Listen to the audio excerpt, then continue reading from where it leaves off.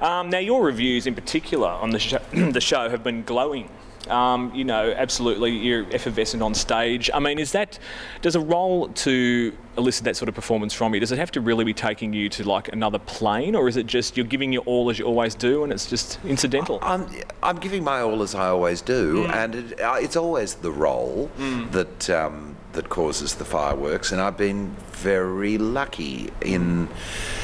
I suppose people were waiting for me to do Terence Stamp. That's the first thing. And when you look at the film now, he had a very depressed take on the character. Yeah. And I met Terence Stamp. He came out and saw the show, and I heard him give an interview where he said, I was playing the pain of somebody trapped in the wrong body. And I thought, oh, well, that's a lot of misery to play for 3 hours in a musical, and I didn't want to go that way anyway, because I grew up around drag queens. I come from a show business family, and they're all funny and tough and very vivacious people usually, especially. And Bernadette was the star of Les Girls, for goodness sake. That's the thing that is constantly made reference to. She was a huge star in King's Cross, and so this is no shrinking, depressed Violet. This is a woman whose boyfriend has just died, and she's no longer employable because she's getting on, but she's still got a lot in her, and I wanted to play that side of it, the bubbly, funny, jolly, glamorous side.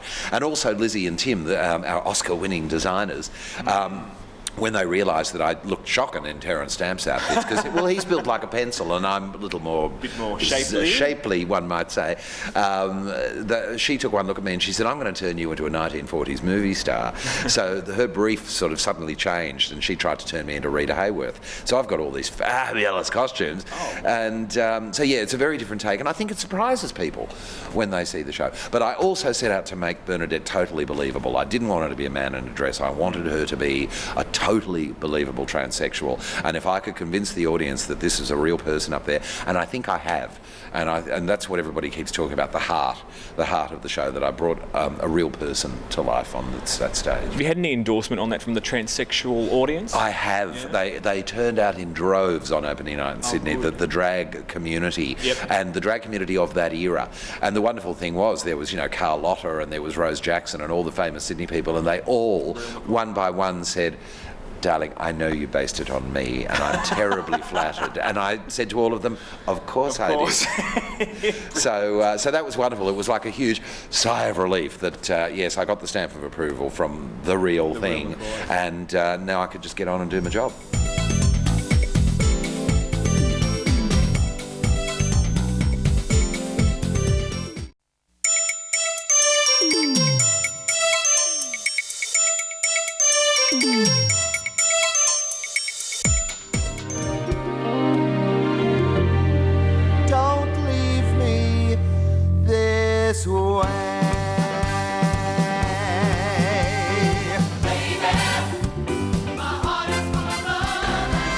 With Priscilla Mania still in full swing, as promised, we bring you part 2 of our chat with Tony Sheldon, where we reminisce about his early career and the ups and downs of growing up in a showbiz dynasty.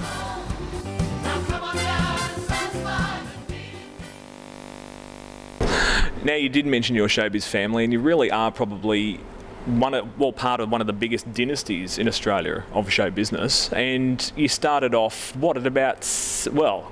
Seven. I was regular on the Graham Kennedy IMT. Yes, there's always that much played bit of footage of you in the carty with Graham singing. Yes. Oh, would you like to swing on a star? Yeah. Yes. Strong memories? I mean, have you got clear memories of that era? Could have been yesterday. Yeah. Yes, very much so. It was strange. I mean, every Wednesday you just got taken out of school and you'd spend a whole day cramming, because kids were only allowed on television until 10 at night for child welfare laws. And Graham's show started at 9:30, so they had to shove me on doing everything in half an hour. And I would sing, and I'd do a comedy sketch, and I'd dance and do a commercial, and a few somersaults, and bang, and then 10 o'clock, whack, you're in the car park.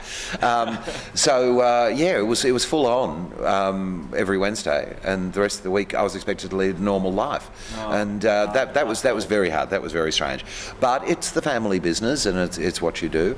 And it was very much a work thing. I didn't hang out with those people, with Rosie Sturgis and Joff Allen and Buster Fadez and Graham and Bert.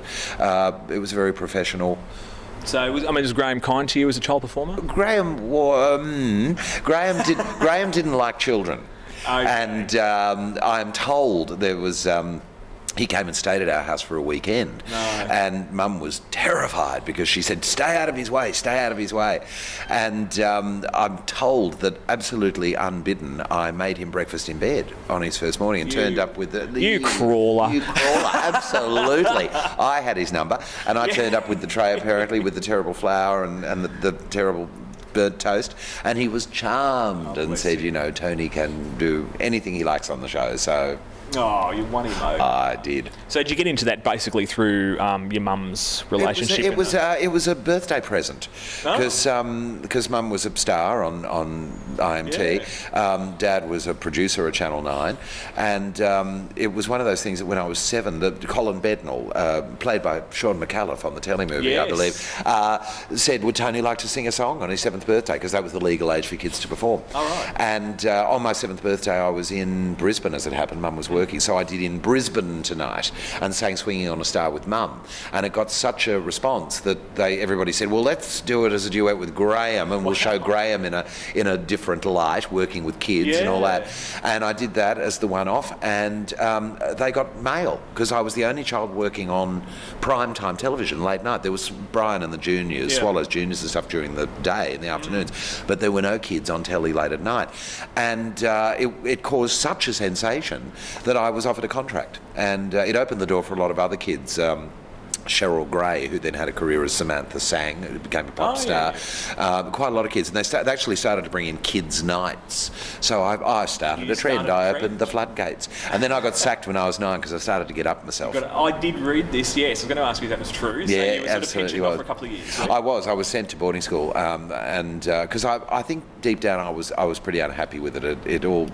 I wanted a normal life. I was craving a normal life like the kids at school had. Well, I was going to ask you, I mean, boarding school, was that a sort of character building experience for you? Not for me. It was a character destroying experience for me.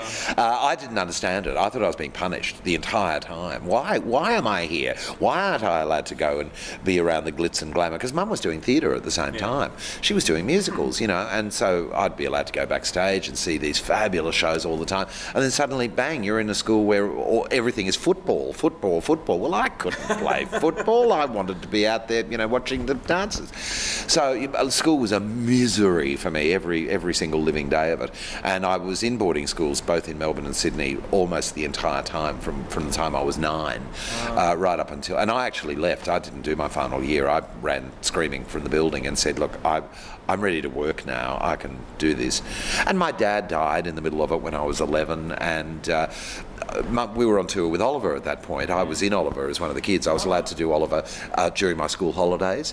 And then smack in the middle of all of this, my father died, and I wanted to be allowed to go on tour with my mum. Yeah. And the boarding school headmaster said, no, the best thing for him now is to be among kids his own age. Well, that was a disaster, total disaster. Yeah. Because it was even more punishment. Off went my mother to parts unknown with all those fabulous showbiz people, and there I was left with no parents at all.